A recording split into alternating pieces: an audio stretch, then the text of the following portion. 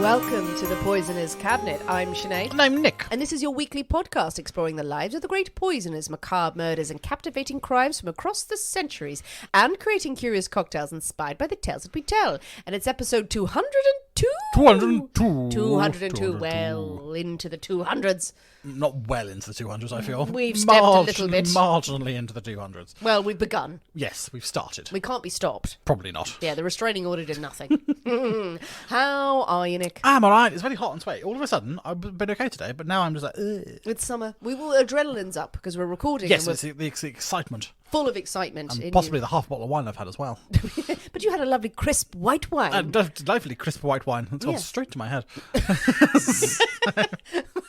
There we go, yeah. And also straight out of my armpits because I'm really sweaty.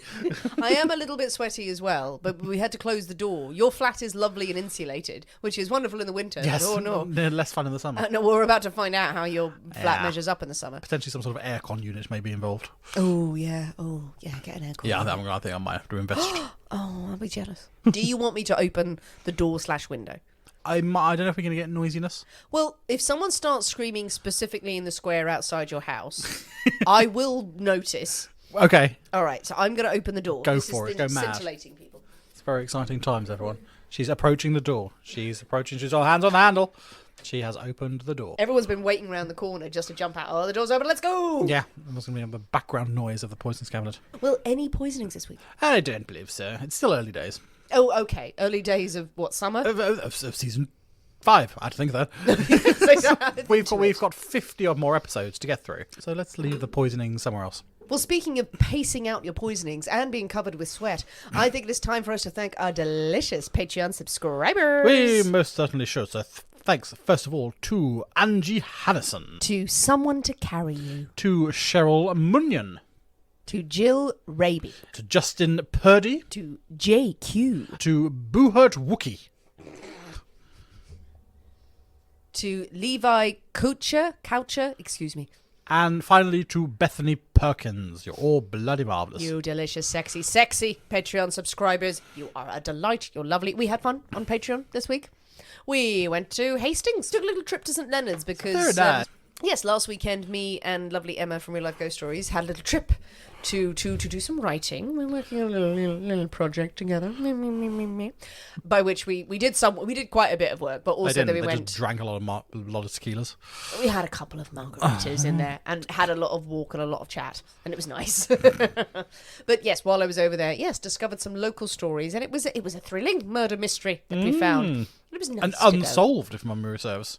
Unsolved technically, but even though yes, but quite likely that person. Yes, it was from a very good book where in the book it was like this is unsolved, but they definitely did it. It was that sort of vibe. So yes, if you want to know what the hell we're talking about, do consider joining us on patreon.com/The Poisoner's Cabinet. This is where you get extra episodes from The Poisoner's Cabinet every single week, the Deadly Nightcaps, as well as a whole ream of bonus content, joyous things, guest episodes. It's just a lovely, lovely place on there. So much going on. Oh my God, there's so much going on. And we have a little chat with our book club members each month, and that's quite nice. Well, Nick, are you ready? Oh, why not? To drink cocktails and talk about poison. Or we could drink poison and talk about cocktails. No, I'm on a roll. You're on a roll. With the wine. With the wine. And talking about poison and all that sort of stuff. Okay, well, should we go with the first one? Go, yes, why not? Okay, hooray, hooray, hooray. It is Nick's story again this week. Me again. Are we going into the part 2 of a certain character? We better be, otherwise... Yes, part 1 of someone completely different. Yeah, exactly. You know what? Screw it. You can all wait. Yeah, exactly. Make up the rest. Well, I mean, not enough podcasts do that. Part 1, now wait, bitches, for part 2 before they do a load of other stuff. But, we'll see what happens. But we can't possibly have a story without a cocktail in hand. As you know, dear listeners, every week we choose a secret ingredient that is inspired by the tale that we tell, and it will flavour our cocktail of the week. So, Nick, your pick again this week. Yes, indeed, 2 in a row. Delving more ingredients out of the story. The secret ingredient is a demon. A demon. A demon. Ooh, a specific demon? A specific demon. Yes, you sent me the picture. I did. And I know not of this demon, I think. Okay. Specific one that we shall be discussing later on. Demons always bode well with drinks. Absolutely. They're always a barrel of laughs. But with demon as your inspiration, your ingredient, what have you come up with? So as my inspiration, as we're having this week, Right. we're having a little devil. A little devil. Little devil. A little. So it's not quite the devil. It's not quite the devil. It's a little one. Little one. It's a little one. Tiny one. It's a little tiny demony devil. You just go. There we Devil, go. demon. We've had the devil before, haven't we? We have. We have. But this isn't the devil. This is not the devil. No. Tiny little one. This is a tiny devil adjacent. Okay. It's next to him, going, oh, you. Yeah, exactly. The devil is in charge of the demons. So it's a little devil. A little devil. Okay, I'm expecting a very small drink. It's at a this tiny, stage. tiny thimbleful of drink. Tiny thimbleful, delivered by a demon, hopefully. Well, I'm worried, but I think it's still high time for us to slink into the poisonous cabinet kitchen and shake up a storm, so we'll see you in a minute. I'll see you in a bit.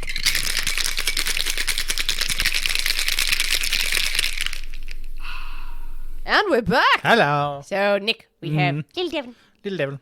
Little Devil. No, it's very pretty for a little devil. Yes. It's quite elegant. It's a pale drink. I know we haven't had a really pale drink in a while. This is very true.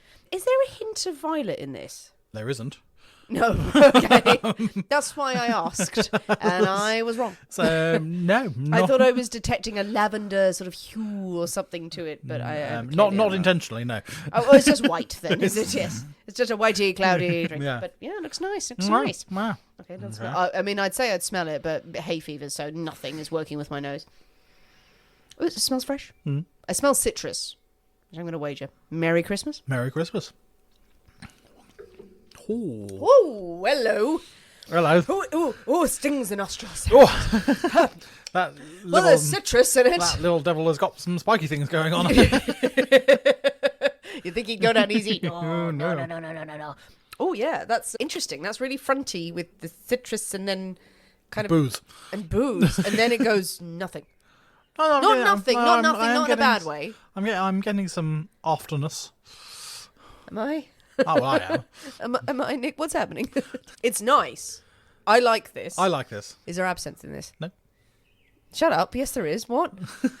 No. What? Well, Pernod? No. What am I tasting then?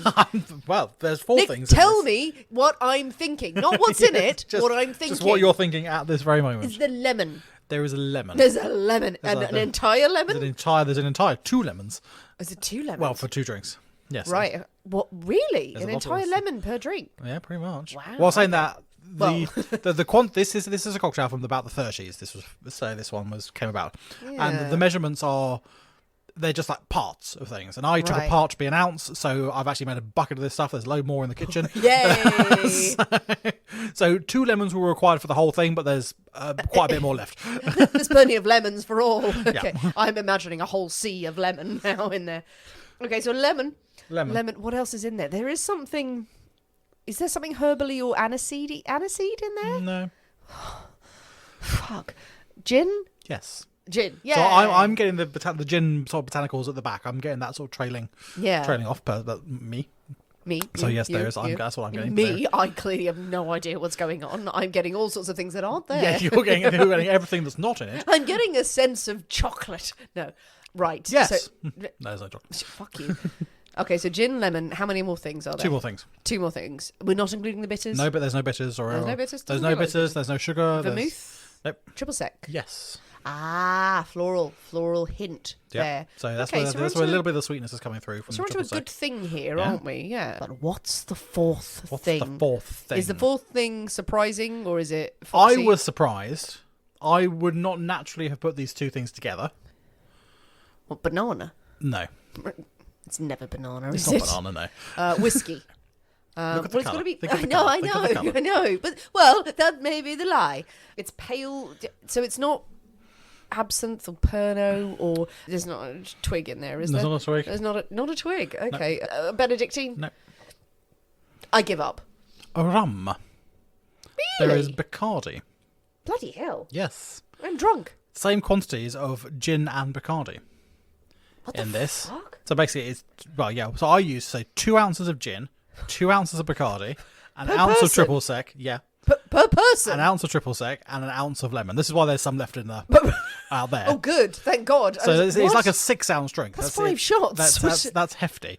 Which is why, as I say, why there's left out. Oh, thank God. Sorry. I just assumed you put them all in the glass. No, the glass is only so big. The glasses don't magically get bigger as you pour. Yeah, but I'm imagining me making this drink and thinking that that's what the quantities would be, and this guy come out with a pint glass. I'm like, weirdly, it didn't fit in the little tumblers. Okay, wow. I will tell you, for one thing, it's fucking working my sinuses. Temporarily, my nose is streaming now. Because it's unblocked things that have been blocked for many, many years, apparently. There's one we are going to try, because I found this on YouTube. And a video with some American chaps, and they brought out this old book, say, from the 30s. And apparently it's very similar to one they had made previously called the Atlanta, which is, again, is gin and Bacardi, triple sec, but rather than lemon, it has absinthe in, and I really want to try that. And that really rings a bell. Send us insane. I would never have put gin and Bacardi together. Gin and white rum, I would not have put together personally in my head. The person who does that wants chaos. But it works well. It is a little demon who's done that. Yeah, it turns well. If we can speak in the next 20 minutes or so, is another matter. I mean, you have a lot of pages I've got to read. a lot of pages to read, so I've had to slow down on nicking this. And you've also had quite a bit of white wine as well. Oh, this is great. It's going to go down well. It's going to go down so well. Well, while tubes that have been blocked for 20 years unblock in my head... Yeah, Jesus, actually, it's like, wow, great. Maybe it was the Puritan I just took, actually. Potentially, it could have been the antihistamine you took. Oh, shit, yes. Sort of 10 minutes before we started recording, so... Hey, guys, combine antihistamines with really hard liquor and see what happens. I'm going to be a delight, clearly. This is going to be an excellent episode. This is a really nice cocktail. That is great for summer. It will absolutely get you messed up. Well, with the little demon firmly in hand. Is it time for a story, Nick? It most certainly is time for a story. Woohoo! And we all know what's going to happen. We know where we're going with this one, absolutely. So we're back with part 2. So strap in. This is a long one, potentially longer than the last one. So beware. And if for some reason you have not listened to part 1 of Aleister Crowley's story, go and listen to it, because this is going to make no sense. Go and listen to it. It was wonderful. You were so worried the first time, actually, when you were recording it, and the response was fantastic. It's gone down very well. So thank you to everyone. Because Crowley is just endlessly fascinating. There's nothing in his life that isn't just crazy, and probably is a testament to why he's so famous. But we got right up to a point of real climax there, didn't we? Absolutely. So at the end of last week, we left it Crowley and his new wife Rose. They're on honeymoon in Cairo, and he has just been contacted by the spirit Aiwas, the messenger of the Egyptian god Horus. Over these 3 days, Aiwas has dictated to Crowley a series of magical works that come together to form the Book of the Law. This is the foundation on which Crowley will go forward to develop his own belief system that he calls Thelema. The what? Thelema. Oh, I thought you said the lemur. No. I was like, he just named it after what was an animal? Was it what? Thelema. Personal belief. Anyway, we'll come on to this. We'll come on to this. Yeah, exactly. Okay. So before we there's get no lemurs. There's no lemurs. There's involved. no lemurs involved lemurs whatsoever. are bouncing around the place. Yes. It's kind of like lemurs are great, but don't worship them. We may come onto a llama down the line, but lemurs, none of that. You think I'm joking? So before we get into all that nonsense, right? The newlyweds, they're still on their honeymoon. So he's had 3 days of furious writing. Aiwas has now departed. Crowley later says that at the time, he actually has no idea what to do with the Book of the Law. He's had this sort of mad 3-day sort of spiritual conference with these spirits, and he has no idea what to do with what he's been given. Shit honeymoon. Yeah, Rose is sitting there going, come on, I'm going to go shopping. Can we go and look at some lovely sites? No, I've got to write down this entire new religion. Exactly, I've got a lot of work to do. Okay. He has been instructed that he is going to be a prophet, heralding in a new era for mankind. Very convenient. Well, yeah, I mean, how do you get started with that? I mean, trumpets first. I need to go and get my heralding trumpet. Heralding trumpet. So, you know what he needs? A nice, crisp new notepad. A nice new notepad. Yeah, absolutely. some really good pens and a highlighter to make his plan. He sort of copies this the manuscript of the Book of the Law, and he sends it out to several occultists that he knows. So, all right, I want you to read this. Get your opinion on it. Right. I'm going to become king of everything in the world, but I'm giving you a heads up. That is a weird first draft to be sending around to people going, "Guys, I just want your opinion. Does it come off too egotistical?" So he does that, and then he goes, right, and then he puts it away. Then he goes, puts it in a drawer, and I'm going to move on with other things, and then I shall return to this at some point. July 1905, they are back in England. Rose gives birth to their first daughter. The suitably named Nuit Ma Athahor Hecate Sappho Jezebel Lilith Crowley. Okay. So just get a few names in there. Yep. So many of these names are taken from Egyptian deities that are becoming key figures in the new Thelemic religion that Crowley is sort of developing, and it's growing in his head. He continues writing. He continues publishing. He published one book entitled Snowdrops from a Curate's Garden. Oh, how lovely. Which is a delightful, delightful title for a collection of obscene stories and poems. Oh, come on. So, No. I mean, we have delightful titles, such as The Cocksucker's Crime. What the fuck? The Futile Fuckstick. And... and, of course, the classic, My Aunt's Amusement, or Aching for Arse Plugs. Nick, you have to dole this stuff out gently. No, I'm just going in there. So... Sorry. What, and these are just a few of select titles that I felt able to repeat on this episode. Sorry, there are other ones which are those were the ones you chose. Those were the safe ones. Yes, these were the safe ones. Sorry, the futile fuckstick. The futile fuck. I mean, we all know someone. Then my aunt. My aunt's amusement, or Aching for Arse Plugs. How did it go from the aunt Dunno. to arse plugs? I know there's a little bit of assonance there, but still. Well, yeah, exactly.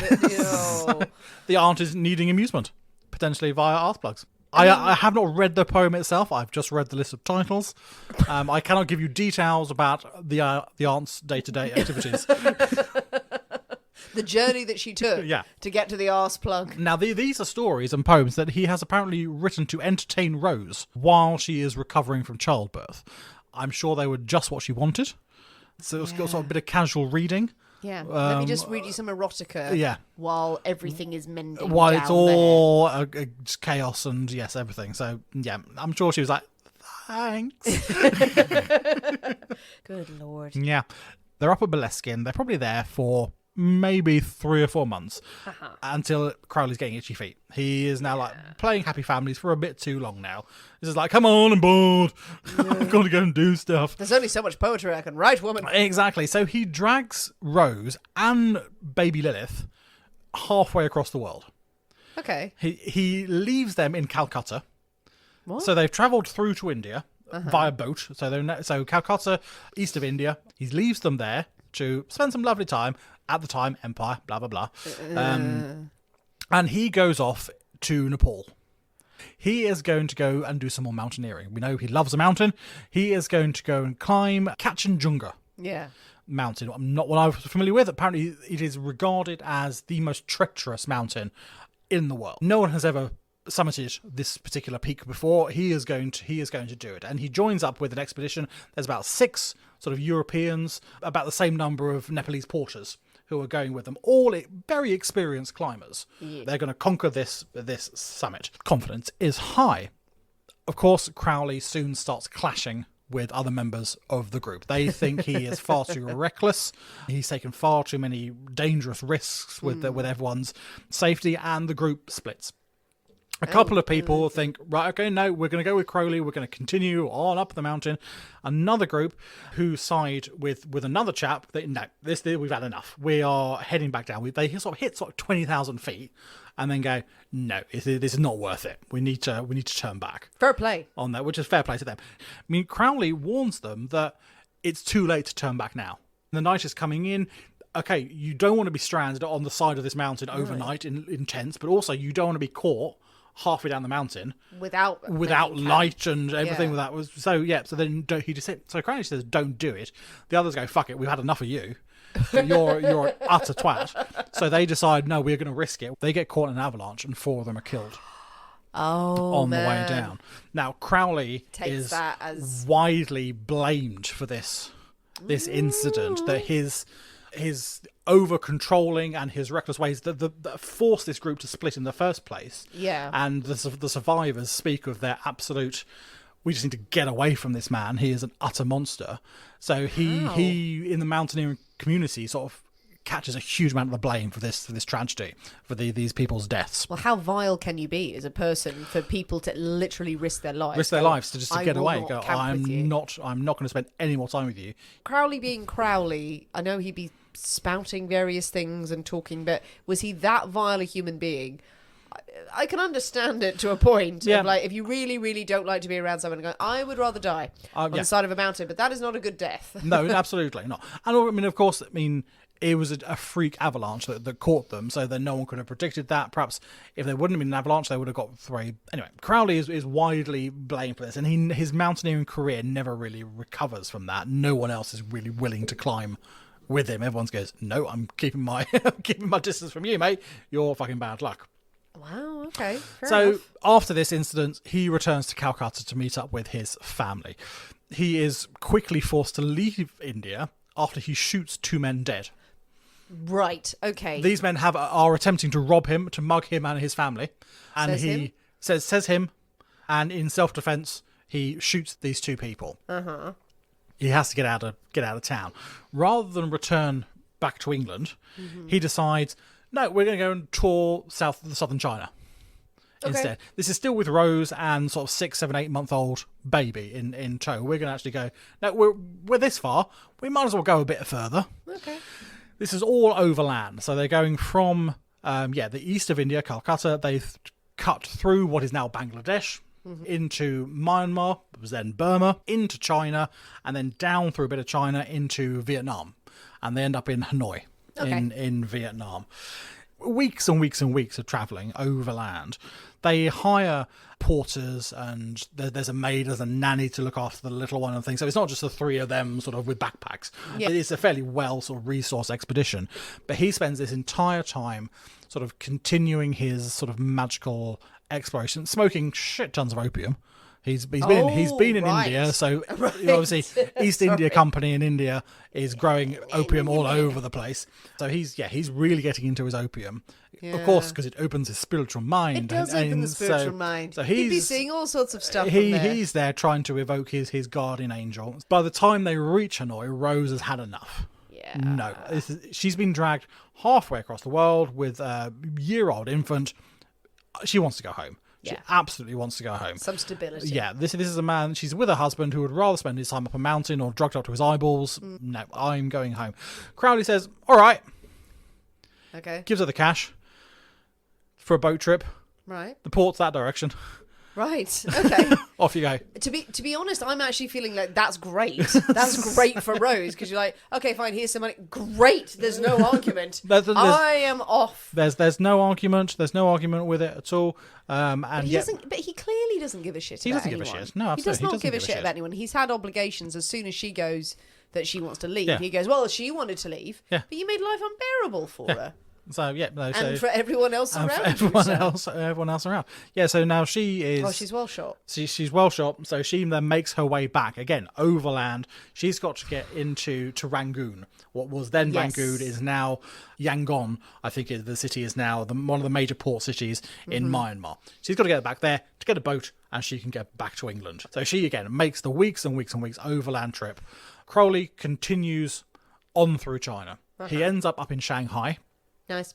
In China, having a grand old time there. He catches up with an old friend of his, a woman called Elaine Simpson. Yes. Elaine Simpson was his partner in crime at the Battle of Blythe Road. Yes. With Elaine, So she didn't do a lot there. She stood behind him going, whoa. So she's end up in Shanghai. So they reminisce about the old times, about the grand old times. While there, touching genital parts. While most likely touching genitals. He then gets on a boat from Japan. From there, goes to Canada. Down into the States. Spends a bit of time in New York trying to get some money together for a new attempt on the mountain in the Himalayas. Doesn't really go anywhere. No one is willing to invest in an expedition with him. So is this his focus at the moment? Because he shelved his so-called religion. He just wants to get money to climb mountains. He's constantly doing his rituals and things as he goes. That never goes away. That never goes away. That's always a part of it. But his primary focus. But at the moment, he wants to try and conquer this mountain that has defeated him. Really, he's sort of interesting. Yeah, so he wants to do that. In New York, no one is interested in funding anything. No one is going to climb with you. Mate. It's not going to happen. You're not going to get an expedition together. You are if you're awful. leader. You're a terrible, terrible person. I mean, Mount Kanchenjunga, no one successfully climbs it for another 50 years. Yeah. It's not until sort of the mid-50s that people actually get up there. I was going to ask you, like, how awful a person was Crowley at this time? Because he's very forceful and he's been very charming in his past. Yeah, and he's been absolutely. very persistent. But no one wants to climb with him. People would rather go to their deaths. People leave him. I think people would rather go to their deaths, but They'd rather risk it. But they would rather risk it. I'm not saying people just walk off the Brooklyn Bridge once I've spoken to him. Lovely as that image is, awful for them. But I don't think he's an overtly horrid person for the sake of being horrid. I think he is such a narcissist and so filled with such arrogance and self-confidence that whatever anyone else's opinion is completely null and void, because he's always going to be right about something. Once he's made up his mind, that is the way forward, and no one is going to dissuade him from another path, just being obstinate and belligerent rather than being outright nasty. Is my personal thing from what I read. So I mean, he eventually returns to Britain. He didn't go very far in New York. He returns to the UK. When he returns to the UK, he learns that his daughter Lilith, she actually died of typhoid in Rangoon. She didn't even make the trip back to England. She contracted typhoid and she died before they were able to get the boat back to England. Oh, God. So obviously Rose is there. Rose has been back for a while and she is devastated by the loss of her daughter. She's up in Boleskine there. He goes up there. They do have a bit of a reconciliation. Crowley has numerous mistresses. I mean, as he does throughout his life, really. Yeah. He and Rose do have a second daughter named Lola Zaza. Crowley is her name, named after one of Crowley's mistresses, which must have been fun for Rose and pleased her no end that her daughter is named after her husband's mistress. Now, Rose by this point is suffering quite badly with alcoholism. She's turned to the bottom. Not really surprised. Not surprising at all. I mean, it sounds like it had started on her trip through southern China with the husband. Her husband is there smoking up to his eyeballs in opium. The death of her daughter only exacerbates that massively. Yeah. And by the time she's back in Scotland, she is a sort of full-blown alcoholic. Crowley says he's had enough of this, enough of Rose's behaviour. He leaves Scotland, he leaves Boleskine, leaves Lola with the increasingly alcoholic Rose, and returns to London. Okay. Yeah, indeed. Yeah. Oh, it's all about me. What's best for me? Yeah, what I did. We shouldn't be surprised. Oh, exactly. We can still be appalled. But we can most certainly, indeed. Yeah. You know what? This is depressing. I don't like the start of this part of the story. The children have died. Yeah. He's just a dick. People are drinking themselves to death. So when he's back up in London, he meets up with his old mentor, George Cecil Jones. He's the chap who Crowley convinced him to teach him the upper levels of the Golden Dawn magic with the enticements of hotel rooms and nice fancy places to stay and things like that. Bribery, exactly. So he meets up with Jones again, and they set out, the pair of them, to attempt the Abramelin ritual again. This is the ritual he tried in Boleskine to summon his holy guardian angel. Yeah. Didn't work. He's going to give it a go again. This time, he claims to have had success. This time, he says the ritual was an absolute success, and he has attained the state of I'm going to pronounce this horrendously, samadhi. Okay. Now, this is a state of consciousness that's present in a lot of sort of Indian religious traditions, Hinduism, Buddhism, Sikhism. It's all there. It's all about being at one with God, sort of nirvana, sort of achieving that higher level, higher state of becoming one with God, universe, your guardian angel, whatever you perceive this being to be. Sure. He says he has achieved this. He has made contact with this higher power, and he's been able to commune and understand what his destiny is. Now, this is sort of a magical milestone in his life. This is a major achievement that he's got that. And after that, he is swiftly contacted by Aiwass again, the Egyptian messenger. Of course he is. Of course, yeah. Who dictates further text to Crowley. So more and more books which expand on and become the founding text for Thelema, his religion. Ah. Good. All happy. very convenient. Yeah, I mean, it's all, yeah, sure. Of course that happened, according to him. Oh, of course, according to him. Yeah. There's no absolutely. way to... I mean, that happened to me last week. Yeah, exactly. It's I mean, fine. why would you lie about such a thing? Why would you? Tell me why. Now, I mean, these sort of new revelations that he's received, these new books, only push him further and further and further that he needs to disseminate Thelema to the wider populace. This thing needs to go global. But he does have one problem. Okay. His inheritance is fast running out. He has spent. He's been like living. He's just been living off his father's and his grandfather's money. Weird brewing, like pious. Exactly. Fortune. So he's been living off this fortune, which is dwindling. And I mean, he has travelled the world several times. He is spending money like there's no tomorrow. I can imagine, because he's never had to do a hard day's labour in his life. So money is becoming an issue. So he is forced to take a job. Not a job. He is forced to take a job. Thankfully for him, the job in question is protecting a chap called George Montague Bennett. He is the Earl of Tankerville, and he is there to protect him from witches. So, which is really right in Crowley's wheelhouse. So many questions, Nick. So many questions. Where is Tankerville? I don't know, actually. Also, witches. Witches. Now, why aren't there more jobs like that now? If only there were. If anyone is worried about witches, I will protect you from them for a small fee. For a small fee. A modest fee. Not too small. I have cats. There are skills involved in these protections and things. You can't give away for free. Yeah. Now, the Earl is convinced that his mother is using witchcraft to try and kill him. Ooh, okay. Yeah. Okay. That's I know there's a whole scope of mental illness there. I mean, the Earl acknowledge it and everything, but also she had a pointy hat. The Earl is also a massive cokehead.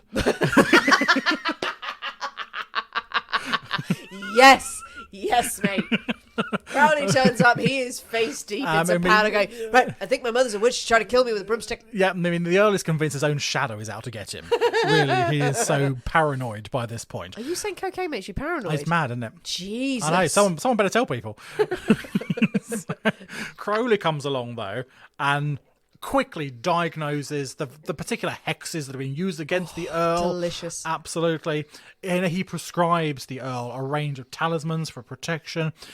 He also suggests a vacation to the continent would be a good idea. Some distance between the offending witches. I better come with you. Just in case, I mean, the witches, they might be more powerful than we think. They can reach that far. South of France, that's quite far away. So, yeah, I better come with you, just in case. And the Earl's like, yeah, absolutely, that's a great idea. Witches are famously, they can throw stuff like water they don't like. Yeah, exactly. And England being an island, it's just like, oh, God, can't get across that channel. Small... Tiny bonus points to Crowley, though, that during their vacation does use a series of meditations and sort of yoga, and the Earl actually kicks his coke habit. Good for him. He actually weans the Earl off the cocaine. Does nothing for own addictions. Nothing wrong with those whatsoever. They're entirely normal. Like, no, you know what? Coke, dirty drug. Take all of these mushrooms and also this horse tranquilizer. This will help you. We're going to smoke a lot of stuff because the other stuff is bad. Oh, yeah. Jesus. So, I mean, he helps someone, while fleecing them for every penny they've got. Yeah. But he does get him off the coke. It's robbing Peter to pay Paul, really isn't it? Yeah, exactly. So, as I say, small, tiny points. You are no longer a coke addict, but you're broke. And you've also developed, weirdly, an addiction to opium. So, yes, thank God. So, on their return to England, said Earl, very grateful. Very relaxed, suddenly. Crowley starts taking in paying students who he will instruct in occult practice. One of these is a chap called Victor Neuberg. Now, Victor becomes one of his closest disciples, becomes a sexual partner of Crowley as well. And the pair travel throughout Spain and Morocco, experimenting with sadomasochism sadomasochism, Yeah. all jolly fun. Victor frequently goes to stay at Boleskine with Rose and Lola as well when Crowley's there. So curious, happy family thing going on there. I think that was probably, I guess it was a setup from the start of sort of this open fluid marriage. Very much so, absolutely. Yeah. Fun fact about Victor Neuberg, after his relationship with Crowley ended some years later, he goes on to be actually quite a well-respected poet and publisher in his own right. Yeah. And he publishes Dylan Thomas's first book of poetry. He actually sponsors Dylan Thomas. Oh, okay, and, like and that. publishes, his first book, gives Dylan Thomas his first break. The end of 1907, Crowley decides that at long last, it is time to fulfill his destiny that was revealed to him by Horus. He needs to establish his esoteric order in which he is going to disseminate Thelema and get it out to the masses. And really kick off this sort of new era, this new world order that he's going to be prophet of. Yeah, so we've actually got to get this started now. We've been talking about it for ages, so let's crack on. The result of this is the AA. Now, this is not Alcoholics Anonymous. I was going to ask. This is slightly before that. Would that. have been weird. Yeah, this is a bit before those times. Now, there is some disagreement with what actually AA actually stands for. The common theory is that it's Argentium Astrum, which is Silver Star. Nice. Others believe it is Arcanum Arcanorum, Secret of Secrets. Yeah. There are other theories that involve sort of numerology and elements of the Kabbalah and stuff like that. But the predominant one is Silver Star, so that's what I'm going with. By this point, Golden Dawn is pretty much dead. After sort of the whole court case and everything, it's sort of fractured with different groups following different people, and it's sort of split into multiple factions, each one trying to do their own thing, each one claiming to be the one true successor of the Golden Dawn. And it's not really doing much at all. So sort of the AA, sort of the Silver Star, sort of steps into this void that has been created by the dissolution of the Golden Dawn. And it is a chance for Crowley really to build a society in his own image. This is exactly what he wants it to be. He is using his own specific beliefs, his rituals. Yes, he's culled the hell out of the Golden Dawn. He's taken all the bits he liked and kept those. Yeah. He's chopped and changed from all over the place. But they have all been repurposed, and he weaves Thelema into everything. What is Thelema all about? Yes, what is? I've mentioned this numerous times now. What is it all about? What is it all about? So, as we heard before, one of the central tenets of this is do what thou will shall be the whole of the law. Yes. All about that. Now, today, many people take that to mean do whatever the fuck you want, regardless of the consequences. That's what people take it to mean. It is not that. Okay. The belief is that in life, the goal is to follow your true will. Okay. Which is the unique purpose that you have. You have a reason, you have a destiny, you have a purpose to your life. And the whole reason for your life is to discover what that is and to achieve it. And to fulfill your destiny, your own personal destiny. And it is about pursuing your own path. It is not letting societal norms, societal sort of pressures and expectations and things get in the way. It's doing what you need to do to become who you are meant to be. That's the whole theory behind this thing. To achieve your own potential. It's shedding of the ego to become who the person you are always meant to be. Now, the key to achieving this is knowing what your true will is. Okay. And that is where the magic comes in. That is where it's always where the magic comes in. That's where the magic comes in. That's where the ritual comes in to help you uncover what that is and to help you enact the changes that you need to in your life to then achieve that.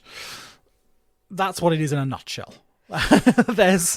Crowley then takes that and he has a load of Egyptian gods and everything in, just chucks some gods in there, mashes them in there for good measure. You then have a mother goddess figure called Babylon who comes along. You have a consort, her consort known as Chaos. It all gets a wibbly wobbly. But basically it is you're telling me the lines are blurred at some point. Find what you are meant to do, and no matter what the consequences, you do it. You follow that path, no matter what other people say. That's the thing behind it. Which to some people would sound like, hey, that sounds really reasonable. Also, massive red flag. Huge red flag. I am special innately. That is kind of... But it's saying everyone is special. It's Yes, not saying but not just you, but it's everyone is special. Everyone has a reason for being here. Everyone has their own destiny. Yeah. And it is up to you to discover what that destiny is and do what you need to do to achieve that. But again, that sounds lovely, but it's all based around the ego. Everyone has got a special something, so just basically do whatever serves you. Do whatever you need to do. You need to do, not in the Absolutely, pursuit of others and not in the pursuit of anybody other than yourself. Yes, it's entirely selfish. But I think the belief was that. But don't be constrained by society. Don't be constrained by society to get there. Absolutely. But that's also like just an infant's way of looking at stuff. Like, well, society doesn't want me to do this thing, and I don't want to do it. I'm better than it. I'm better than that. I have a special purpose. It's literally like Roger in American Dad. I have some big stuff I'm going the decider. on. I'm the decider. It's that. But maybe, when you have Egyptian gods on your side. Exactly. Fine. You've got some gods on your side. You're all fine. So, the Silver Star is there to disseminate these beliefs. And ward off people. It attracts quite a fervent following amongst occultists. Not surprised. If half of what they heard about Crowley is true, then this guy knows his shit. This is the guy we want to be learning from, this guy we want to be teaching us. So membership sort of really, really expands. He publishes a magazine called The Equinox. Nice. Which is a periodical, and it really is the mouthpiece of the Silver Star. And Crowley writes articles about Thelema. He incorporates some rituals in there as well, and that draws yet more members into the group. Quite like every single week, you'll get a new ritual to build up to your big ritual for only £3.50 per month. Oh, the first one's 99p. I mean, the Equinox continues as an occult magazine up until the late 90s.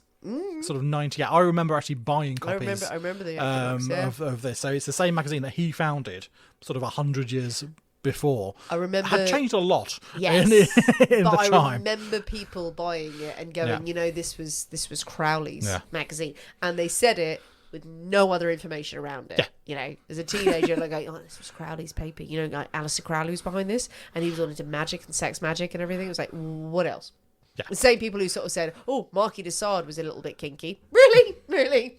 I think that's enough for the moment. Should we have another drink? drink? Have a wee drink? Oh, let's. Let's have a wee drink.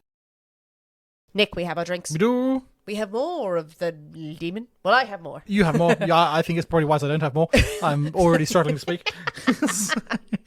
That Puritan as well made me a little woozy. I was like, when it kicked in halfway through, I was like, oh shit, I should not have had a Puritan. Other brands are available. Other brands of antihistamine are available in the marketplace. It's a really nice drink, actually. It's sharp and lovely, and I'm enjoying the lovely story. I'm glad. I'm glad. I'm having a lot of thoughts about it. It's all a bit icky. It's a bit ew. Yeah, it's going to get ooier. So I know. I can't wait for it, honestly. So, in his personal life, Rose is still at Boleskine. Say her drinking has become steadily worse and worse and worse and worse and worse, and he begins to blame Rose's alcoholism for the death of Lilith, the death of their daughter.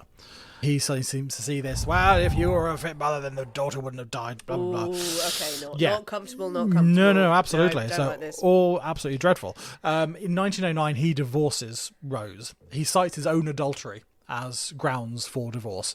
He's going, I've been shagging loads of people, therefore I need to divorce this woman. Crowley goes, yes, I've been shagging everyone in the world, therefore he can obtain this divorce. Rose continues to live at Boleskine. She's there until 1911, when she is institutionalized, supposedly for her own safety and for the safety of her daughter. But she is locked up, really, and the key is thrown away. That's grim. Not a nice end for Rose, unfortunately. Very sad end for Rose. Very sad end indeed. Crowley, not one to give too much thought about such things. After the divorce, he travels to Algeria. He's with Victor Neuburg. In one ritual that they perform together, they invoke the ethers. Interesting one to pronounce. Now, these are the ethers. They are detailed in John Dee's Enochian magic. So he's practiced this before when he was in Mexico. This sort of summoning of angels based on John Dee's writings. So John Dee from the Elizabethan era. Elizabethan John Dee. Now the ethers, Aethers, Aeths, Ah, right. Yes. Ethers. No idea. Yeah. They are, the theory behind them is they are an ascending series of 30 spiritual planes, spiritual realms. Great planes. That the magician sort of works their way through. Each realm is governed by governors, is ruled by a series of governors, which are angelic mystical spirits who rule these realms. Okay, this sounds like a lot of admin and local council work. I've got a book on John Dee stuff. It is so complicated. The administration of the angelic realms is horrendous. I mean, the hierarchies of angels and everything like that. It is ludicrous. It's like Star Wars Episode 2, isn't it? So absolutely mad. But that was born of a time of great courtly structure. Absolutely. I can only assume. I don't know a huge amount about John Dee. That is some boring shit. Yeah, I mean, I find it fucking fascinating, to be honest. Do you? I absolutely love it. Do you love the little levels? I love the details because they name. Like all of the levels, apart from one, have 3 governors. The other one has 7, and all the governors are named. The governors are responsible for different aspects, so they all have their own knowledge and skills. And as the magician, the adept, sort of rises through these levels, they're able to gain some of that knowledge and some of those skills from the governors of those levels. And of course, it's harder and harder and harder to achieve as the higher you go. I like this. On one hand, I've never wanted to tear my eyes out more, just to look at you for telling me all this detail. But also, I do get why you like it because it's game level, isn't it? It's like it's literally Gloomhaven, and it's like that sort of really hard computer game of like, if you have to ascend to this level, you need to have this, and you love that detail. I just love that detail. I love that detail. Yeah, absolutely do. This is a small aside, but we once played a game online when we were in lockdown. And I think we both did something. I can't remember what game it was. But it was like, what do we do now? And you were like, well, we do the little side missions and we go and do stuff. I was like, no, let's kill things. Let's smash shit up. And you were like, oh, no, Nick likes to play things methodically. And not methodically, but you like to follow the plot and do little bits and pieces. So I was like, smash stuff with a hammer and fly a dragon. And then I instantly got bored. We never played it again. Yes. Okay, so he's deeply immersed in the 7 levels of hell, which is apparently this system. Deeply immersed in these aethers. So the results of this magical ritual, is all very diligently noted down by Neuberg, and then it's published in a book which Crowley titles The Vision and the Voice. And this becomes another key text of Thelema, another one that everyone studies. Still in Algeria, and sort of rather flushed with the success of their Enochian ritual, Crowley, for the first time, incorporates sex into his rituals. This is the first time where he actually goes for a full-on sex magic thing.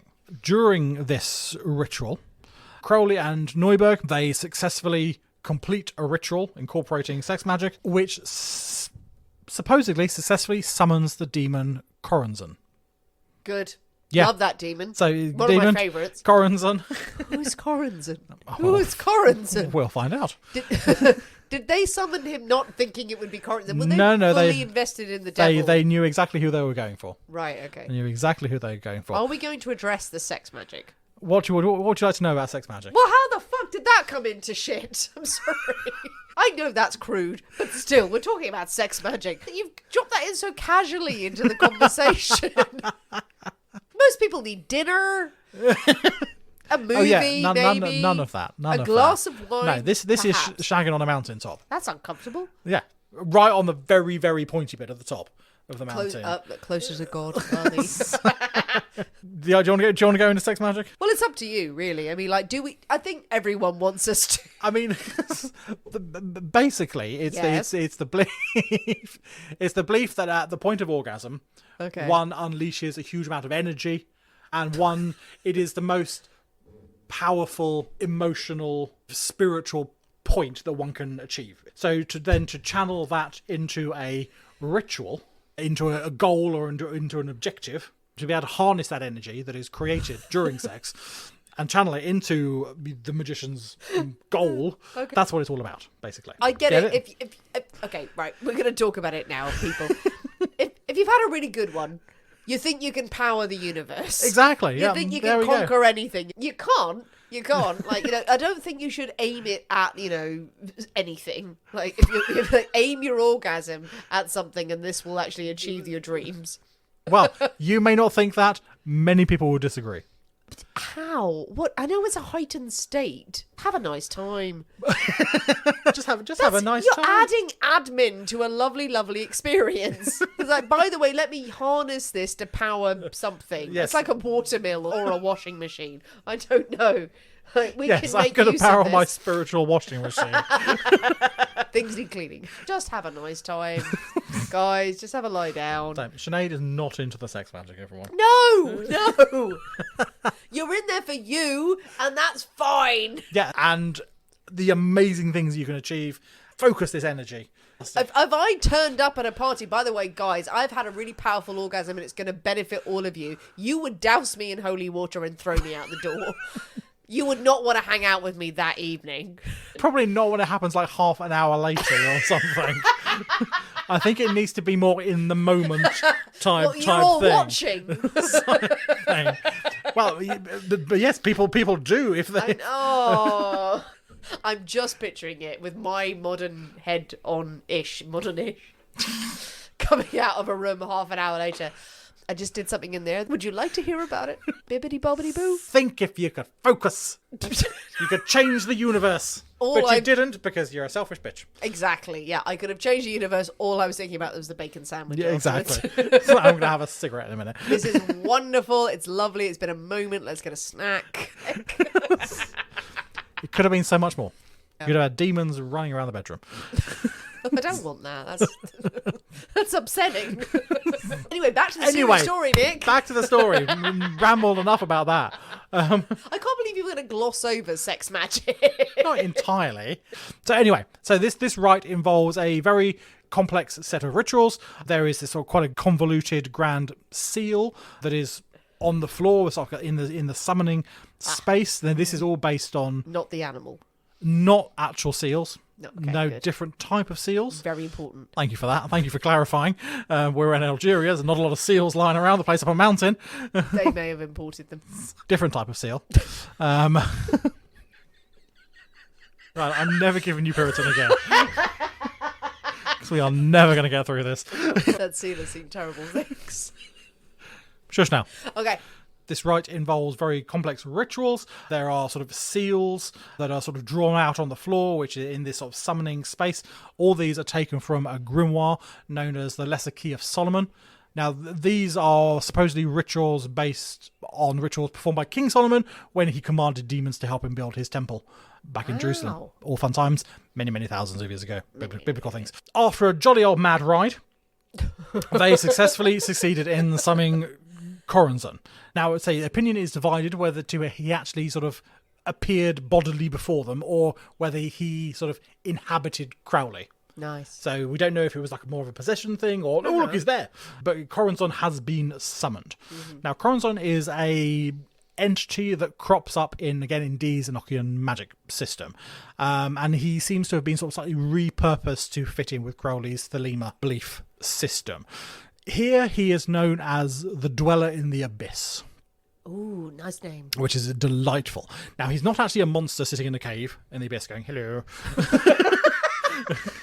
As monsters tend to do. But he is more the abstract sort of personification of the abyss. Yeah. Is him. The concept being that the abyss is empty. It's nothing. It's meaningless. But it's malign. It's craving to become real. It's craving for substance. It's quite sort of evil entity.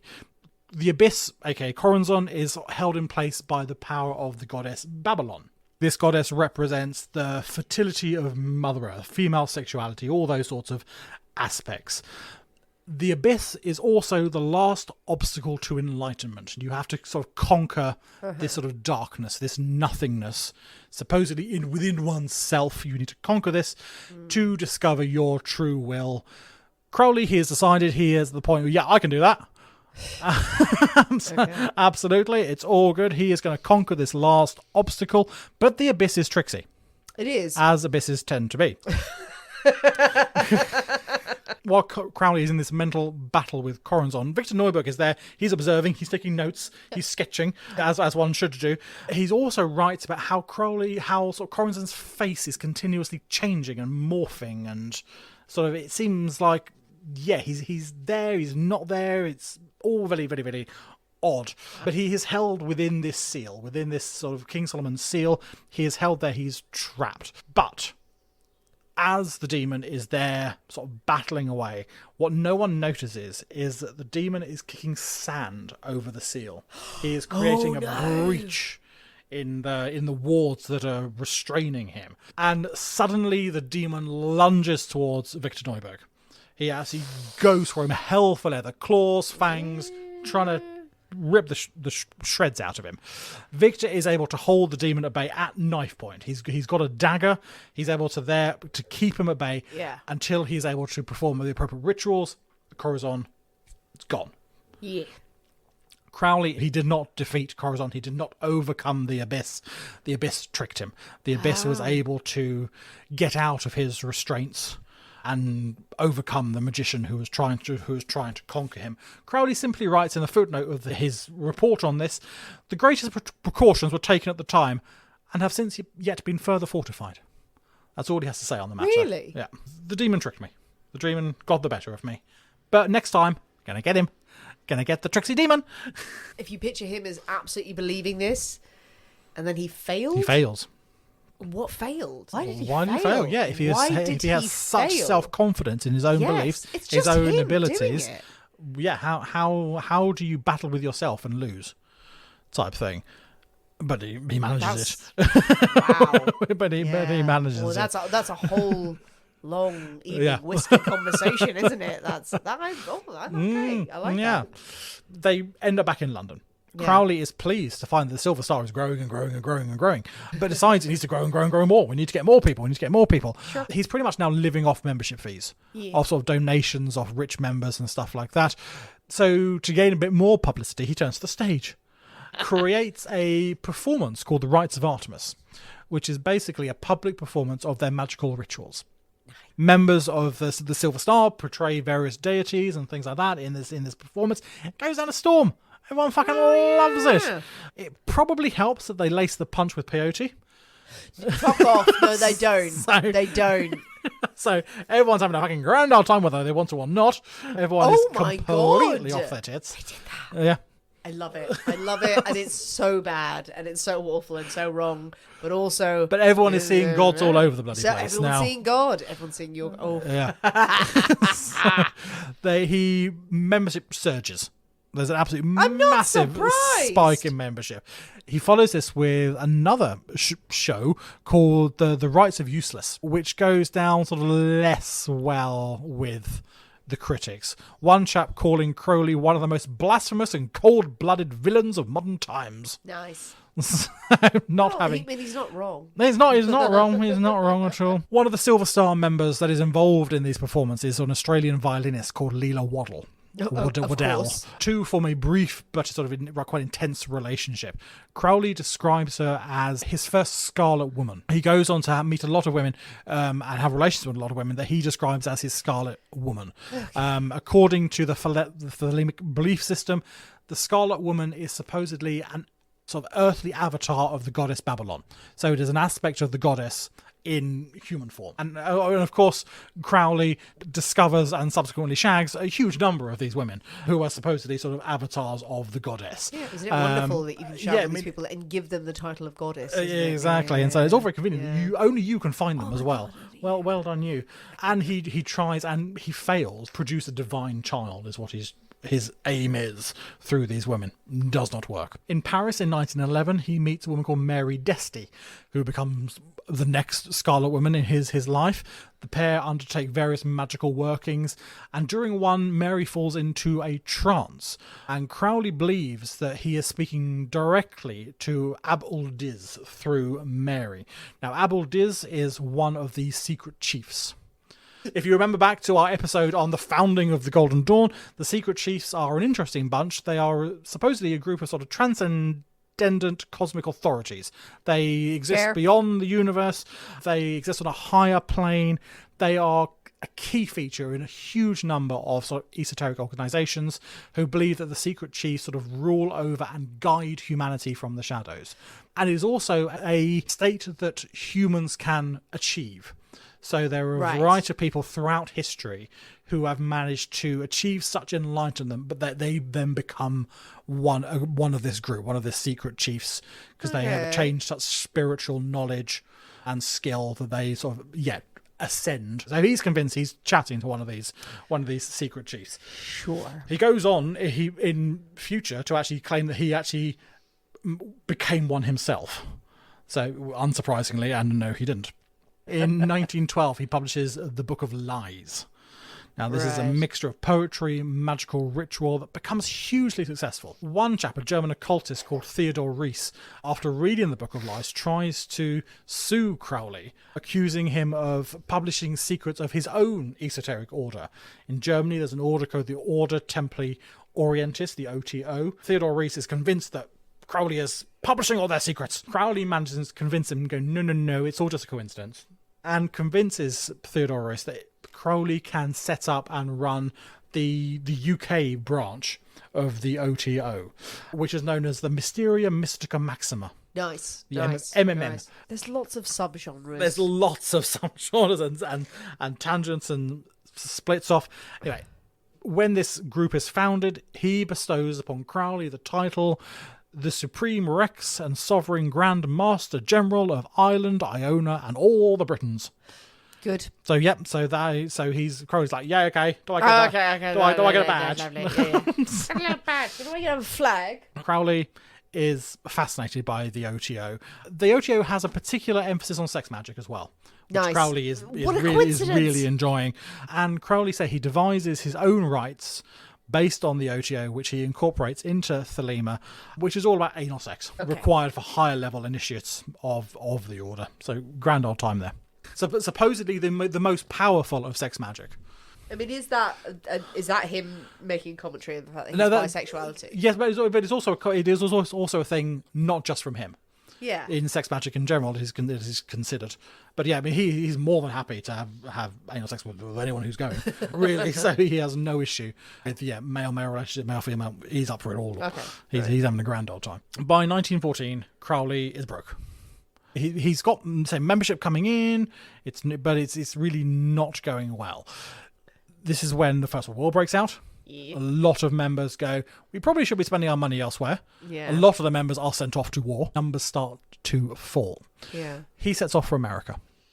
America being neutral at this point. Yep. There's a whole new audience there who I can get to believe, can get to come on board and get to give me money. Really. While he is in New York, he is approached by a German chap called George Velek, who publishes the paper called The Fatherland, a German publication that is dedicated to keeping America out of the war, to keeping America neutral. And he signs up Crowley as a writer for The Fatherland. Okay. A very pro-German, anti-British publication. Ew. Now, Crowley, at this point, is professing Irish ancestry and is professing his huge support for Irish independence against Britain. So he's using this as a reason as to why he is writing against Britain and is pro-German. He's using this the enemy of my enemy is my friend type thing to justify why he is now writing these really anti-British sentiments. But of course, the UK press get hold of this, and he is traitorous scum. Yeah. Really, from he had been the wicked, evil bastard. Now he's a traitor to his king and country at this point. So, which obviously does absolutely nothing for membership of the Silver Star. People are deserting him like flies. Bizarrely, there is actually evidence, and Crowley says this later in his life, in his autobiography, that he is actually working for British intelligence. He is actually a double agent for this, and there is some evidence that is true. On there. The UK government have never confirmed nor denied any of it, which they wouldn't. But there are American official records that state that Crowley is an agent working for the British consulate. Of course, none of that comes out. Everyone in England fucking hates him. Between 1914 and 1918, he travels extensively around the US, espousing Thelema, living off the goodwill of all his followers. At one point, he is in New York again. He is living with the latest Scarlet Woman, a woman called Roddy Minor. And it's during one of their rituals that Crowley has named the Alamanthra working, that they contact an entity that's known as Lamb. Right. Are you familiar with Lamb at all? Okay. I'm familiar with the meat and the concept and the mint sauce and the bouncing through the field. Different type of lamb. Crowley believes that Lamb is the soul of a long-dead Tibetan lama. Lama being spiritual leader, not fluffy animal. No, it's not. So but that's what I thought. Lamb declares that it is his responsibility to continue the work started by Aiwass. In disseminating Thelema with Crowley as its prophet. What particular wisdom was imparted, we do not know, but Crowley does draw a sketch of Lamb in his notebooks. And I'm going to have to get my phone because I'm going to have to show you a picture. Right, so I urge you people to go and Google a picture. Google Crowley Lamb, and this is what you get. This is what you get. This little dude here. That is a big head. That is a big old cone head, but not a cone. That's not okay. No. But many people have taken that to be a grey alien. Yeah, it's a grey alien. Oh my god! To be an alien entity known as grey. It is grey. Yeah. So this is before Roswell and all that sort of stuff. So this is supposedly the entity that he communicated with. So. Yes. Wow. Really odd, peculiar. It's a very particular. It's a very particular look. Google it, and you'll go, "Ooh, that's weird." That's a grey. So, like it. Yeah. Okay. So there's that thing there, indeed. Make of that what you will. Oh, yeah, precisely. 1919, Crowley returns to London. He is destitute. The press, especially a tabloid called John Bull, have labelled him traitorous scum. He is persona non grata. He is an utterly beyond contempt now for his work with the German war effort. Several friends who know about his intelligence work urge him to sue and say, no, you need to defend yourself on this. He does not have the money to afford legal fees to be able to do this. And also, I don't think he can. Well, no, indeed. No one from the government is going to turn up and say, yeah, absolutely, that's true. So he can't defend himself against this. People take his silence as an admission of guilt, and sort of the attacks against him only sort of increase about what an utter bastard this man is. Yeah. So it is during this time as well that sort of illness catches up with him. So we know he was a very, very ill child, but sort of lifelong asthma catches up with him, and he starts suffering quite seriously from asthma. Yeah. And doctors helpfully prescribe him daily doses of heroin. Nice. To ease his symptoms, which with the other concoction and medley of drugs he's taking, sort of daily heroin is probably not going to help. But this will help all of your ailments. Yes. Will it cure me? No, it won't. But you'll feel great. But you'll feel great. You won't notice you've got asthma anymore. No. Also, you'll itch a lot. So he is tired of the constant press hounding. In 1920, he moves to Paris, where he's pretty much surrounds himself with a group of sort of devotees and everyone who's actually hanging off his every word. From there, he moves to the Villa Santa Barbara on the island of Sicily. Nice. And this is where he founds the Abbey of Thelema. Ah. You may have heard of the Abbey of Thelema. People may have heard of that. Now, this is a commune, pretty much.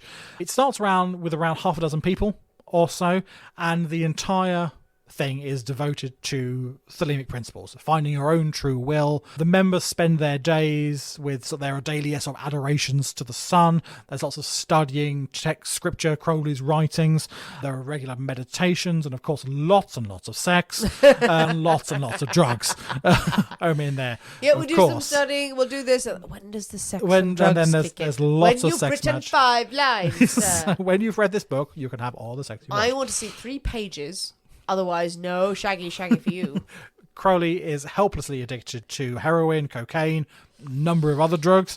And in one of the rooms of the Abbey, he paints the walls with explicit sort of erotic frescoes. There are hermaphroditic creatures. There are sort of vividly coloured monsters and things all in this room. And it is used as an initiation room for new members given fistfuls of psychedelic drugs, then to go and spend the night in this room and just pretty much scare the shit out of themselves. But if you come out unscathed, then you're one of us. You're one of us, and everyone wants to be one of us. It's troubling. Yeah, I mean, Crowley has visions of the Abbey coming sort of a global centre for magical learning. Hugely important repository for knowledge, for teaching. And everyone is going to flock to this place. Fee-paying students, they help as well. Of course, Crowley is having a great time. He is in charge of his own little private kingdom. And there is a steady stream of new sort of initiates and new students who are desperate to learn at the feet of the master, who are desperate to come and hear the word of Thelema from Crowley himself. Two particular new members are Raoul and Betty Loveday, who have travelled across from London to join with Crowley. Betty Loveday is a great name. Betty Loveday. Also, Betty May Loveday is. Now, Raoul is a big Crowley groupie. He is a big fan. What Betty a surprise. detests the man. Yeah. Cannot stand him. In February 1923, Raoul dies while at the Abbey. It is more than likely that he drinks polluted water from a stream, and he develops an infection, and he passes away. Betty May returns to London and places the blame for her husband's death squarely at Crowley's feet. Nice. It is him. She details, people aren't going to like this, I apologise, that her husband has been forced to drink the blood of a sacrificed cat. Oh, Jesus. And that is how he has fallen ill. Yeah. There are other things they had to do. They had to cut themselves with razor blades whenever they refer to themselves as I, because it's all about shedding the ego, blah blah blah. So you said I, no punishment, like proper cult behaviour. Proper cult behaviour indeed. And she details all this to the press, and of course the tabloids fucking love it. It spreads throughout England. It gets across to the States. It goes into Europe. Mussolini hears about it. Mussolini is now in charge in Italy. He hears about it. They're in fucking Sicily. Get the bastards out. And he deports the lot of them. He kicks them out of Sicily. Wow. And issues deportation orders for all the members. Okay. Well, you're okay with some things, aren't you, Mussolini? Yes, but not occult weirdness. But not occult bleeding weirdness. No, none of that. Jesus. The Abbey closes with no one there and falls into disrepair, ruin. It still stands for the most part today. There are walls. Ceilings long gone. There was a documentary made in the late 90s where someone actually managed to get in there and take some pictures. Some of the paintings and things were still on the walls and stuff like that. A lot of graffiti where kids and stuff have got in there and what have you. And of course the place is said to be horrendously haunted and there are demons traipsing all over the place. And all manner of beasties. Don't go there. Crowley, kicked out of Italy. He bumbles around Europe for the rest of the 20s, really. He is a hated man in England. He earns a bit of money taking on students when he can, gaining money that way. He still relies on wealthy followers for sort of handouts, really staying with people when he can. In April 1930, he's in Portugal and he fakes his own death. And he fakes his own death primarily to see if public opinion has softened against him, to see if when it's reported, people are going to go, "Oh, you remember Aleister Crowley? He was so misunderstood." Everyone's going to be so sad. Everyone's going to be so upset. Oh, fuck off! Unsurprisingly, most people have the reaction you've just had and and go, "Yay, the bastard's dead! Ding dong, the witch is dead." Witch. And of course, opinion is only goes further against him when it transpires that actually he's not dead at all. He was pissing around and he's actually now in France. So public opinion gets even worse. He continues to sort of publish magical works. He tries to revive interest in Thelema and magic amongst the general public, but it's becoming more and more of a niche interest. Whereas in sort of late Victorian, sort of turn of the century, everyone was fascinated. Everyone loved it. Everyone's now been through a fucking First World War. Precisely. Sort of the interest in the occult and esotericism has really died down, is really sort of swiftly falling off due to the harsh realities of that. And he's finding it increasingly difficult to gain new supporters and new followers. He is mainly living off now income from the States. There are lodges in the States. There's an OTO, Ordo Templi Orientis lodge in California that is still sending him money. This is a lodge led by a rocket scientist, a chap called Jack Parsons. Now, Parsons himself is a fascinating character. He was a brilliant rocket scientist who blew himself up in 1952. He worked incredibly closely with a writer and a Navy officer, a chap called L. Ron Hubbard. Yes. And the pair of them, they were all heavy into Thelema, into the OTO. Yes. They published they performed a range of rituals, including a Babylon working designed to summon the Thelemic goddess Babylon. This was all before Hubbard conned Parsons out of his life savings and founded Scientology. Wow. Really? So it's a goodness. crazy, weird, connected world. There we go. Oh, really? Hubbard was interested in this and then went, you know what I can do? Yeah. Oh, yeah, there it is. Battlefield Earth. When the Second World War breaks out, Crowley offers his services to naval intelligence. So he supposedly was this intelligence officer in the First World War. He says, hello, I'm here, can I help? They politely decline and say, nah, you're good, thanks. However, he is an associate of a number of famous names in the intelligence community. He knows Roald Dahl. He's chums with Ian Fleming. These sorts of people who are we now know in the intelligence community. Yeah. Fleming uses a young Crowley as inspiration for Le Chiffre in Casino Royale. That is based on a young Crowley, that character. Wow. In the 1940s, Crowley's health is seriously deteriorating. He's in 1940, he's 65, and a lifetime of excess, horrendous drug abuse, and just being a not very nice person are catching up with it. I like that as also, if you're not a nice person, you'll die. Yeah. The Blitz hits London, and he relocates down to Torquay. He is a shadow of his sort of former charismatic, vital self. He continues to write. He creates here his own tarot deck. It's known as the Deck of Thoth. In 1944, he moves to a boarding house in Hastings. This is quite a climb down from someone who used to have London apartments all over the place, so manors in Scotland. He's now into like a 2-bedroom boarding house in Hastings. Yeah. This is quite the come down. He is still surrounded by a very small but devout sort of following there. It's in Hastings that he's introduced to Gerald Gardner. Gerald Gardner goes on to found Gardnerian Wicca. He is widely credited, rightly or wrongly, with bringing the Wiccan movement into sort of the public domain in the 50s. Crowley authorises Gardner to try and revitalise the OTO in England. It doesn't really work. But Gardner takes a lot of the rituals and things and adapts them into his own form of Wicca that goes on to, become Gardnerian Wicca. Crowley dies on the 1st of December 1947, aged 72. His funeral is held in Brighton Crematorium and is attended by 12 people. 12 people? 12 people turn up. Now, mourners, they sort of read excerpts from his books and his writings. Press all over it. They dub the whole thing a black mass. This is a black mass. This is everyone's bloody in there worshipping Satan of their dear departed Master Crowley. And yet he is back in the public eye again, say, as this absolutely horrendous character. He still has the power to offend everyone so many years after he sort of has fallen into complete obscurity, really. And that's how we still know him today.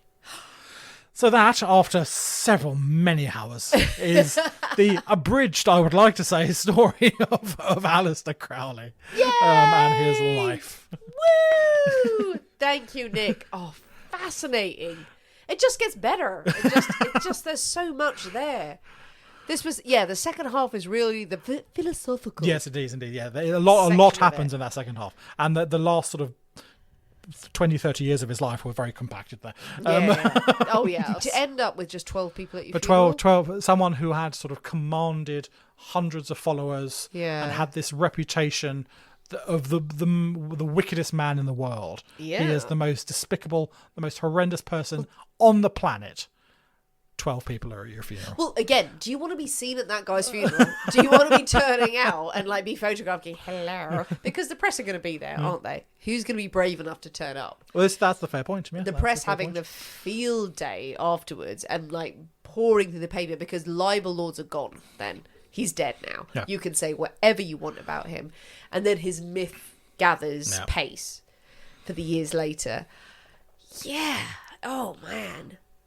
Later stages of his life. Just the absolute belief in his magic. Oh, complete, utter self-belief, never wavering for Yeah. a second that he had these skills, he's had these abilities, and he was destined to do incredible things. He never wavered in his self-confidence. And he convinced a lot of people. Oh, God, absolutely. A lot of people. A lot of people. You know, had to be charming, had to be commanding. Yeah. But I guess that's all it takes to a point. He was charismatic, attractive as a young man. So he was sexually liberated. Sexually liberated at a time where everyone was quite repressed. Yeah, and exactly. things. If you want sexual liberation, go, oh my God, I want to embrace willing this. to break the rules. That's all a bit dangerous and a bit sexy and a bit scary. And also, this is your power. Yeah. So this is something to be celebrated, to actually have sexual liberation at that time. So it's not surprising he gathered quite a following behind him, because he was willing to do what others weren't. He was willing to go where people were afraid to. Yeah. And of course, he took it to the nth degree. On the surface, and then a lot of people went, "You're going a bit far, mate." I think it's a weird juxtaposition of his sexual liberation and him being bi and him embracing certain sexual acts and saying, you know, this is nothing to be ashamed of. This is something to be celebrated. This is something to do. And a lot of people kind of going, actually, yeah, it's fine. At the same time as being a megalomaniac, as someone being completely egotistical, as someone who is completely focused on the ego and his own power. And like, yeah, it's up to you to embrace your own power. He was a fucking dick to his wife. Oh, completely. All the hallmarks of misogyny there. Like, women are there to be his various goddesses or, you know, the names that he gave them. So it's fine if you want to live your life, as long as you're me. As long as you're a man. As long as you're doing it. But if you're a woman, then you're either someone I'm going to select, or go ahead and live your best life if you're not someone I find attractive. You know, it is that at the end of the day. Oh, yeah, absolutely. Having that sexual liberation of the time, wonderful to have someone who was celebrating it and shouting about it, and I'm sure that's why he was vilified to a point. Also incredibly toxic. Also, I mean, absolutely, yeah. I mean, indeed. Yeah. Was he the wickedest man in the world ever? I don't think so. Was he a very unpleasant man? Yes. Why did he get the title the wickedest man in the world? Because he's practicing magic. How many people in the Victorian era were practicing magic? Yeah, and I don't think it was the magic and spiritualism. It was the that did it. sexual. I think it was the sex and his just refusal to conform to sort of societal pressures, and that you shouldn't be doing that, because the Victorian period is generally known as quite a sort of, in public anyway, sort of quite a restrained, behind closed doors, people You don't really lead the care. example of your queen. Yeah, exactly. But in public, you are very quite buttoned up and blah, blah, blah. And he didn't go for any of that. He was doing what the hell he wanted to do. Yeah. So to go against the grain, and to encourage others to do that as well. It's bad, not just that you're doing it for yourself, but you're trying to encourage the youth to do that, the young people. You're trying to encourage other people to follow you into this horrendous lifestyle. What an interesting man, what an incredible story, and beautifully told by Mr. Nick Gordon. Thank you so much for sharing that. A subject you know a lot about. I know even more. I'm sure you could talk about it even more. I could indeed, but I've managed to resist. Well, what do you think, people? What do you think of the full story of Aleister Crowley from part 1 to part 2? People have been fascinated by him. People have commented saying they know about him. Others knew nothing about him and wanted to wait to the end of this episode to get a snippet of his story. Obviously, there's so much more that we could have talked about, but a brilliant telling by Nick. Jump on the comments wherever you're listening to the story. Tell us your thoughts, your theories, your feelings. What do you think about himself? What do you think about his magic? What do you think the best part of sex magic is? Did he contact aliens? Did he contact aliens? Oh my God, was it a grey? Did he contact aliens accidentally? There was a big thing that he sort of created a portal between stars and contacted. Blah, blah, blah, blah. Well, isn't that convenient? Yeah, sort of. Or did someone see his pictures and then go, "That's totally what it looked like"? Share your thoughts and your theories about this story. Any other tidbits of Aleister Crowley's story that you'd like to share? Anything we delve deeper into on Patreon? But most importantly, while you're musing all of this, you must mix up a little devil. A little devil. Little devil. It's gone down a treat. It Shouldn't have has. had seconds. I've had seconds. and I had a Puritan before this, and my nose is rebelling, apparently. It's good, yes. But no, that was a tasty drink. I like that. Test it. I like that. The recipe will be out this evening, so do give it a go if you can. I mean, it's got nothing particularly exciting in there or extraordinary, so everyone should have these ingredients. So yeah, give it a go. A very simple, elegant cocktail, one that we can all mix up. Tag us in pictures of you enjoying your cocktails over the weekend. If you haven't already, consider joining us on Patreon, and please do leave us a 5-star review on Apple iTunes or wherever you listen to your podcast if you have enjoyed this episode or you just like what we do, because it really makes a difference. And please also follow us on social media on Instagram, Facebook and TikTok, where I do little tiny snippets of the stories that we tell. Thanks for listening, guys. We have been the people inside the poisoner's cabinet. We will see you next week. And remember, your loved ones are trying to kill you. Bye.